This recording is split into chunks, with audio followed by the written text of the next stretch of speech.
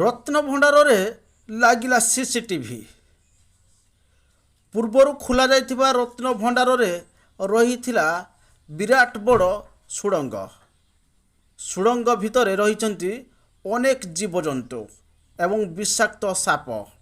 କିନ୍ତୁ ବର୍ତ୍ତମାନ ଖୋଲାଯାଇଥିବା ରତ୍ନଭଣ୍ଡାର ଭିତରେ ରହିଛି ସିସିଟିଭି ଫୁଟେଜ୍ର କିଛି ପ୍ରମାଣ, ଯେଉଁଥିରେ ସୁଡ଼ଙ୍ଗ ଏବଂ ସୁଡ଼ଙ୍ଗ ଭିତରେ ଥିବା ଅଲୌକିକ ଦୃଶ୍ୟକୁ ରେକର୍ଡ଼ କରାଯାଇଛି।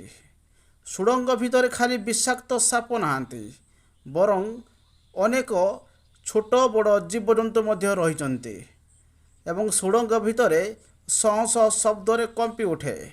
ଏହା ଆମେ କହୁନୁ, ଯାହା କହେ ସିସିଟିଭିର ଫୁଟେଜ୍।